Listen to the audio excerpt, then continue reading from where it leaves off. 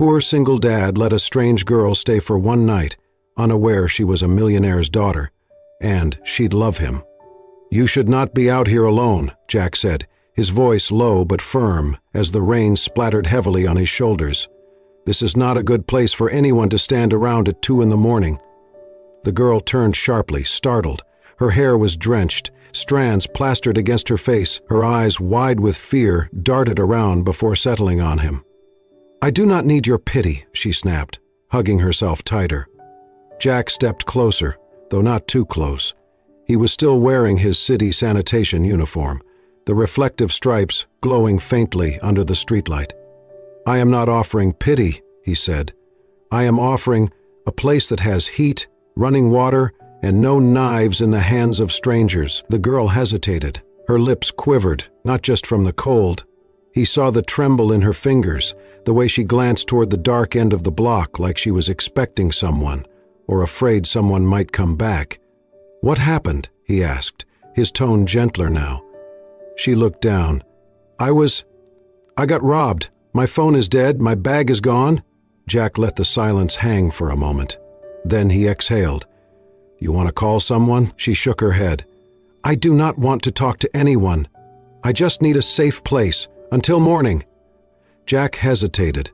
His instinct said to walk away. He had a 6-year-old daughter at home, and no room for risks. But something about the way she was standing, shivering with pride and fear tangled into one, made him stop thinking and start acting. "All right," he said, adjusting the strap on his work bag. "I live 2 blocks from here. It is not much, but it is warm. You can stay on the couch for the night." She looked like she might argue again, but then her knees buckled slightly. "Okay," she said, barely audible. They walked in silence. Jack kept a small distance, respectful but watchful.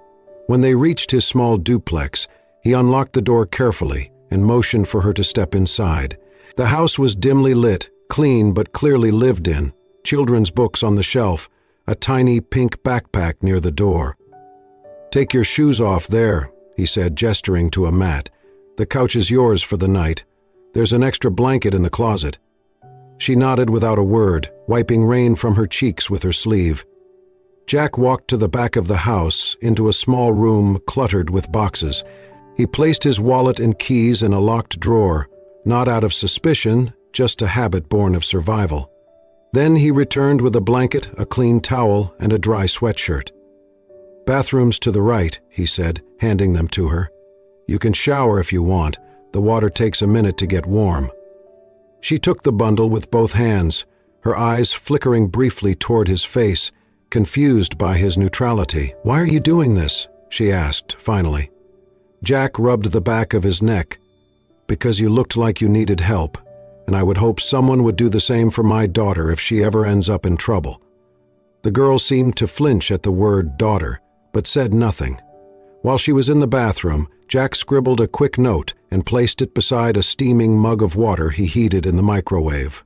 Then, as quietly as he could, he disappeared down the hallway into the bedroom he shared with his little girl. Emma emerged from the bathroom 20 minutes later, wrapped in the oversized sweatshirt. The house was silent. On the coffee table next to the sofa sat a folded blanket, the mug of warm water, and the note. "If you need to call anyone, the landline is on the wall. Don't hesitate to open the closet for more blankets. Please keep the door closed. My daughter is a light sleeper." She stared at the note for a long moment, her fingers resting lightly on the edge of the cup. The warmth seeped through the ceramic into her skin, and for the first time all night she felt something she had not in days. Safe. She curled onto the couch, pulled the blanket over her, and listened to the rain soften outside. The man who had taken her in had not asked for her name or offered his. He had not made her feel small or indebted or judged. She did not know who he was, but for now that did not matter. She would sleep, and tomorrow she would figure out what to do next. Emma woke to the sound of laughter, light, high-pitched, and unmistakably that of a child. For a moment she was disoriented. The soft blanket around her, the smell of something warm drifting from the kitchen, the murmur of cartoons playing low in the background. It was a far cry from the chaos of the night before. She sat up slowly and blinked against the soft morning light. Across the small living room, a little girl sat cross-legged on the carpet, building a tower out of plastic blocks. Her curls bounced as she giggled to herself, seemingly unaware of Emma's awakening. "Good morning," Emma said gently, her voice raspy. The child looked up, her face lighting up with curiosity. "Hi! You are the princess that slept on our couch," she said cheerfully. Emma blinked. "Excuse me?" "My name is Lily," the girl said proudly. "Daddy said a nice lady stayed over because she was cold and rained on. That's you," Emma chuckled, her first real smile in days. "I guess that is me. Nice to meet you, Lily." A voice called from the kitchen. "Lily, breakfast duty. Come help me burn the toast."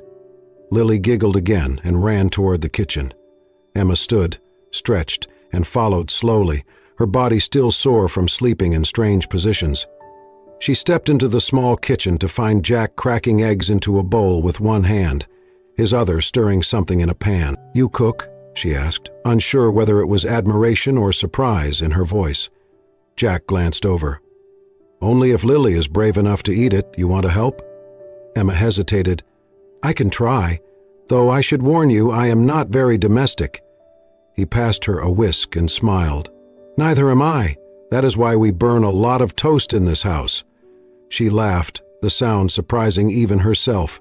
Together they moved around the small kitchen, Lily climbing onto a stool to help butter slices of bread, while Emma attempted to flip scrambled eggs. Of course she messed up. The spatula slipped from her hand, and the bowl tipped sideways, splattering eggs across the counter and onto the floor. Emma gasped, "Oh no!" She reached for a towel, but Lily beat her to it. The little girl handed her a paper towel with a grin. "It's okay.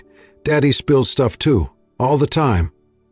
Emma stared at her for a moment, then burst into genuine laughter. Jack said nothing, just smiled as he quietly scooped the rest of the eggs back into the pan and kept cooking. When they finally sat down for breakfast, Emma looked nervously at the plate in front of Jack. She had done her best, but the eggs were overcooked, the toast a little burnt, and the bacon oddly chewy. Still, Jack ate every bite. "This is great," he said with a straight face. "You do not have to lie," Emma replied, raising an eyebrow. "I am not lying," Jack said. "It is edible, that counts." Lily poked at hers, chewing dutifully. Emma tried not to watch. After the meal, Jack stood and collected the dishes. "You two relax. I'll take care of this." Emma offered to help, but he waved her off. As she and Lily moved to the living room, she glanced back and caught a glimpse of him sneaking another plate from the oven, fresh scrambled eggs and toast. He had cooked something else, for Lily, just in case. She said nothing. Later that morning, while Emma helped Lily build a Lego house, the little girl leaned in and whispered, "The eggs Daddy made after were better, but it's okay. He still ate yours." Emma's eyebrows rose. "He made more?" Lily nodded. "But he told me not to tell. Oops."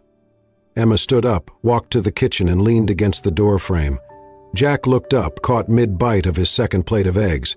She crossed her arms. "So I burned breakfast." He smiled sheepishly. "You cooked breakfast. That is what matters." "Why not just tell me?" Jack shrugged. "Because the first time doing something is always messy. You just need someone to eat it anyway." Emma looked at him for a long moment, and something in her chest shifted.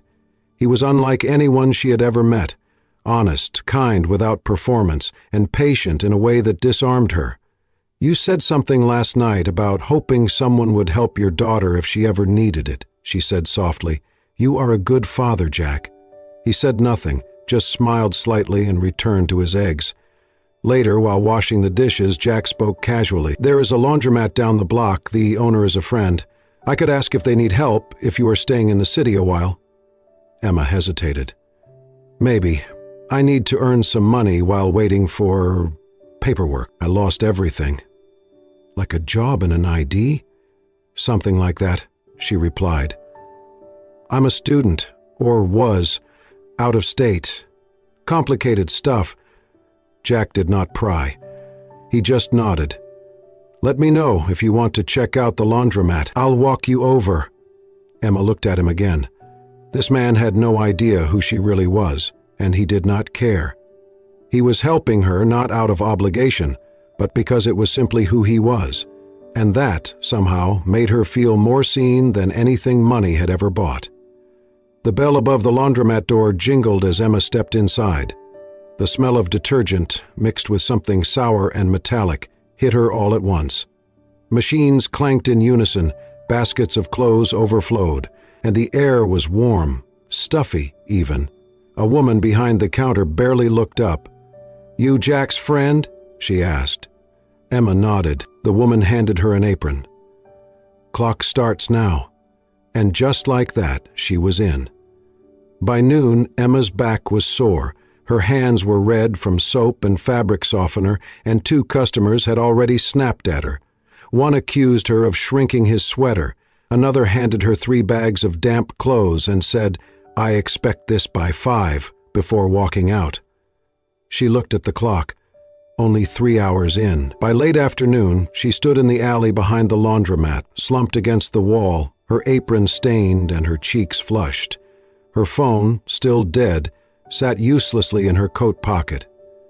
She stared at the dumpster across from her and considered walking away, back to the shelter, back to anything but this. When she returned to Jack's house that evening, she said nothing, just dropped her bag, sat on the edge of the couch, and pulled off her shoes, grimacing at the blisters on her heels. Jack noticed, but he did not ask. The next morning, Emma woke up to find a pair of clean white sneakers by the door. No tag, no note, but obviously not hers. She picked one up, lightweight, sturdy, exactly her size. Inside one shoe, a small piece of paper was folded neatly. "I figured your feet deserved better. If you're walking away, at least don't walk in pain." She stood there for a long time, holding the shoes, and then she put them on. When Jack returned from his night shift, she was in the kitchen, already halfway through making toast. "You did not leave," he said. "I almost did," she replied. "But your guilt-trip footwear worked." Jack smirked. "They were not meant to guilt you." "No, they were meant to say you have the choice. That's all." Later that week, she complained again after folding a seemingly endless mountain of towels. "I have never been this exhausted," she muttered, rubbing her neck. "And I used to think yoga was hard." Jack looked up from the laundry bag he was sorting. "You are earning something real now." She gave him a tired look. "You mean back pain?" "I mean the freedom of living by your own work. Even if your hands get dirty, it is yours. No one can take that from you." Emma did not respond right away, but those words stayed with her. That Friday, the laundromat took on a large delivery order for a local hotel. They had to wash, dry, and fold over 100 sheets and uniforms by morning. Emma stayed behind to help Jack finish the job. They worked past midnight, the fluorescent lights humming above them. Jack folded in silence, swift and practiced. Emma struggled to keep up, often unfolding and refolding the same shirt 3 times before getting it right. Around 2 a.m., they finally loaded the clean clothes into the back of Jack's old pickup truck. "I cannot feel my fingers," Emma groaned as she climbed into the passenger seat. "You will miss them when they are gone," Jack replied dryly, starting the engine. They drove through the quiet streets, dropping off bundles to a few houses. It was peaceful in a strange way, almost comforting. The silence between them was not awkward but easy. At one stop, Jack handed Emma a small laundry bag. "Go leave this at the door, house number 15, the one with the porch light." Emma nodded and stepped out. She placed the bag on the stoop and turned back, but just then the porch light flickered off, and a large dog burst from behind the gate, barking and charging toward her. Emma screamed and stumbled backward, her ankle twisting on the curb. She hit the pavement hard, her palms scraping against the concrete. The truck door slammed. Jack was already sprinting toward her. He reached her just as the dog skidded to a stop, barking wildly. Jack stood between them, arms out, and shouted, "Get back!" The dog, startled, retreated toward the yard. Jack scooped Emma up before she could argue. "I told you to wait in the truck," he snapped as he carried her back. "I thought I could handle a bag of laundry," she muttered, clutching her throbbing wrist. He set her down gently inside the cab and slammed the door behind her. "Damn it, Emma," he said, rubbing a hand down his face. "I said to stay put." "It is just a scrape. I do not care about the scrape," he cut in, his voice rough. "I care that you could have been seriously hurt. What were you thinking?" She had never seen him like this, angry, truly angry. But beneath it there was something else, fear. She looked at him for a moment, and then her eyes welled up with tears, not from the pain in her ankle, but from the sudden, overwhelming wave of emotion. "No one's ever yelled at me because they were scared for me," she whispered. Jack sat back, the tension in his shoulders easing. "Well," he said quietly, "you are in the wrong house now." Emma wiped at her cheeks and laughed, a wet, broken sound, and for the first time, it did not feel like a house anymore. It felt like something else, something like home. Emma was folding towels behind the counter when the necklace slipped out. It was a delicate gold chain, thin and elegant, with a single sapphire pendant that caught the light like a drop of blue flame. She had hidden it inside a pocket of her duffel bag, wrapped in an old sock, hoping never to see it again. But somehow, it had made its way into the laundry by mistake. She froze the moment she saw it lying atop the pile of whites. Before she could reach for it, Jack walked past, stopped, and looked down. His gaze landed on the necklace. For a moment, he said nothing. Then, slowly, he looked up at her. She held her breath. "That," he said quietly, "is not something a broke student carries around." Emma hesitated, then reached down and snatched the necklace up, tucking it into her back pocket. "I forgot it was in there," she murmured. "Whose is it?" Emma didn't answer. Jack stepped back, his face tightening. "Who are you really?" Emma swallowed hard. The silence was louder than any shout. "I'm someone who walked away from a world where everything has a price, except love," she said finally. "That's all you need to know." He stared at her for a long moment. "You lied to me." "I didn't lie. I left things out." Jack's voice dropped. "That's the same thing." Emma's lips trembled, but she turned away, her hands trembling. "Do you know what it's like? To be watched every moment of your life? To be told who to love, where to go, what to become? No, Jack said, but I know what it's like to be honest with someone who isn't. They stood there in silence, the hum of machines the only sound between them. Emma felt tears rising but refused to let them fall. Before either could speak again, the door swung open. A man in a leather jacket and ball cap walked in, holding up a smartphone. His eyes locked on Emma. "There she is," he muttered, raising his camera. Emma's breath caught in her throat. The man snapped a photo. "You've been missing for 5 days, sweetheart. Your daddy's offering 6 figures to know where you're hiding." Jack stepped forward. "Hey, get out of here." "Relax, man. I'm just doing my job," the man said, taking another picture. Emma backed away, panic blooming in her chest. Jack moved quickly. He grabbed Emma by the arm and pulled her toward the back exit. "Go, now." They burst out the rear door, Emma panting, her mind spinning.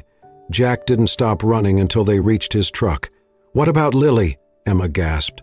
"She's at school. I'll get her." Within the hour, Lily was in Jack's arms, confused and sleepy. Jack handed her a juice box and strapped her into the back seat of the truck. Emma watched in stunned silence as he drove them not home, but to the house next door, his neighbor, Mrs. Ramirez. "She'll keep her safe," Jack said. "You trust her?" "With my life," Jack said, his tone firm. Mrs. Ramirez opened the door before he could knock, nodding silently. "Come in, mijo." "I'll keep the little one." Jack leaned down and kissed Lily's forehead. "You'll stay with Grandma Ramirez for a little while, okay? Just like a sleepover." Lily nodded. "Okay, Daddy." Jack straightened, exhaled deeply, and turned to Emma. "Let's go." They drove out of the neighborhood, not speaking until they were on the edge of town. Emma stared at him in the silence, guilt and gratitude battling in her chest. He kept one hand on the wheel, the other resting lightly on his thigh, fingers flexing. Emma realized then that his shirt sleeve was torn. "Your arm," she said suddenly. "What happened?" He glanced down at the bruise forming along his bicep. "The guy pushed me when I tried to block his camera. Why didn't you say anything?" Jack shrugged. "As long as you and Lily are safe, I can deal with a bruise." Emma looked at him, her eyes welling again. In that moment, she realized something. Jack didn't protect her because of who she might be. He did it because of who he was. They returned to the house just after sunset. Jack parked a block away to be cautious, scanning for cars that did not belong. Emma sat beside him, silent, her nerves tight. The porch light was off. Something was wrong. Jack motioned for her to stay in the truck, but Emma had already opened the door. "It's okay," she said. "If someone's come, I need to face it." They walked together toward the house. And then they saw it. A black town car idled in front of the driveway, sleek and gleaming beneath the street lamp. Two men in dark suits stood by the porch. The front door was open. Jack quickened his pace, instinct kicking in. He stepped in front of Emma protectively, just as a third man emerged from inside. He was older, tall, with silver hair impeccably combed back, and a heavy presence that filled the space like thunderclouds. "Emma," he said coldly, "get in the car." Emma froze. Jack didn't. "You her father?" he asked, voice level. "I am Winston Harrington," the man said, his eyes sharp. "You're the man who's been harboring my daughter. I'm the man who gave her a couch when she had nowhere else to go," Jack replied. Winston took a slow step forward, scanning the house with distaste. This place, this life. It's beneath her. You can't possibly think she belongs here." "She made that decision," Jack said. "Not me. You can't keep her here." "I'm not keeping anyone," Jack said, his tone harder now. "But I'm not handing her over like she's a briefcase either." Winston's eyes narrowed. "You don't know who she is." "I don't care who she is," Jack shot back. "I know what kind of person she is, and I know she's safe here." Emma stepped between them, her voice steady though her hands shook. "Dad, stop."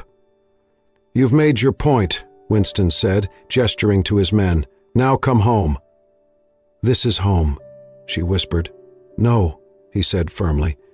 "This is where you ran to, not where you belong." Jack turned to Emma. "You don't have to go," but she was already looking at the car. Her eyes were wet. "I think I do." "No one's forcing you," Jack said. "Yes, they are," she replied, voice breaking. "Just not with words." He understood. The pressure wasn't physical. It was the weight of a life she'd tried to escape, crashing down again. She stepped back from him, slowly, like she was afraid of what would happen if she moved too quickly. He didn't follow. She turned toward the car. One of the bodyguards opened the door. Winston said nothing. His job was done. Emma paused at the edge of the sidewalk, her back still to Jack. "I'm sorry," she said softly, not turning around. He didn't respond, couldn't. The door closed behind her, the sound like a final chapter being shut. Jack stood on the porch as the car drove away, tail lights bleeding into the night. His fists were clenched at his sides, his jaw tight. Inside, the house was quiet, empty in a way it hadn't felt in weeks. He didn't say a word. He just closed the door and turned off the porch light. The days that followed were quieter. Too quiet. Jack went through the motions. He clocked into his night shifts, pushed the broom down city blocks, and came home just before sunrise. But something in him had dulled. His eyes no longer lit up when Lily greeted him in the morning. His hands moved mechanically as he packed her lunch, brushed her hair, and walked her to the bus. He hadn't told her why Emma was gone, just that sometimes people had to leave, and that it wasn't because they didn't care. Lily did not ask many questions, but she stopped humming when she played, and she began to sleep with the lights on. On the fourth day, she started coughing. At first, Jack brushed it off as a cold. She always caught something when the seasons changed. But then came the fever, then the chills, then the trembling that would not stop, even under 3 blankets. By midnight, she was burning up. Jack carried her in his arms to the truck, his keys shaking in his hands. At the hospital, the fluorescent lights made everything seem harsher. Too white, too bright. A nurse took Lily into triage while Jack paced behind the front desk, waiting for someone to call his name. Finally, a woman approached. "We need a $600 0-cent deposit for admission." Jack pulled out his wallet, knowing it was pointless. He had just over $100 to his name. "Can I pay part now?" he asked. "I'll cover the rest in a few days." The woman hesitated. "A hospital policy is, please," Jack said, voice cracking. "She's 6 years old." He was still arguing when a voice cut through the hallway behind him. "I've got it." He turned. Emma stood there, her coat draped over her arm, her hair damp from the rain outside. She walked past him without waiting for a reaction and handed the receptionist her card. "Put everything under my name," she said. "Room fees, meds, tests, all of it." The nurse typed quickly. "Do you have a relationship with the patient?" Emma looked at Jack, then said, "Yes, I do." Jack stood frozen as they led Lily to a room. An hour later, after the doctors had confirmed it was a viral infection, treatable but needing monitoring, Jack sat beside his daughter's bed, his elbows on his knees, head in his hands. Emma entered quietly. He didn't look up right away. When he did, his voice was low. "You didn't have to do that." She sat in the chair next to him. "I know." He exhaled shakily. "I'm sorry. You shouldn't have been dragged into this." Emma looked at Lily, sleeping with a slight frown on her fevered face. "You didn't drag me in, Jack. I came back." He nodded slowly. Then his voice dropped again, thick with something he wouldn't let spill out. "I know you don't owe me anything," he said. "But thank you for coming back." Emma leaned back in the chair and stared at the ceiling for a moment. "You told me once that everyone deserves to walk without pain," she said. "That goes for hearts, too." They sat in silence, the only sound the beeping of Lily's monitor and the soft rustle of machines. For the first time in days, Jack allowed himself to breathe.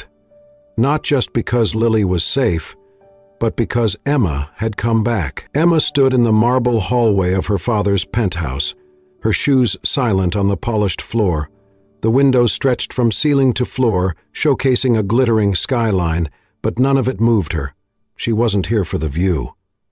Winston Harrington sat at the head of a long glass table, reading the financial section of the paper. He didn't look up when she entered. "I figured you'd be back once the dust settled," he said coolly. "I didn't come back," Emma replied. "I came to talk." Winston folded the paper with exaggerated calm. "You're living in denial, Emma, running around playing house with a man who works 3 jobs just to keep the lights on." Emma crossed her arms. "That man saved me." "From what?" he scoffed. "A little discomfort? You had everything, a future, security, legacy, and you threw it away for what?" Emma stepped closer. "I didn't throw it away. I walked away. There's a difference." Winston rose from his chair. "You gave up everything to hide in a shoebox with a janitor." Emma's voice didn't waver. "He's not a janitor. He's a father, a man who shows up every day for his daughter without fail, a man who taught me more about strength in 3 weeks than you did in 30 years. Winston narrowed his eyes. "You're going to choose him? Over this? Over me?" She looked him in the eye. "I'm choosing my life, my voice. And yes, the man who lives by his hands and his heart." His lips tightened. "You love him?" "I do." He exhaled sharply, as though the word itself had wounded him.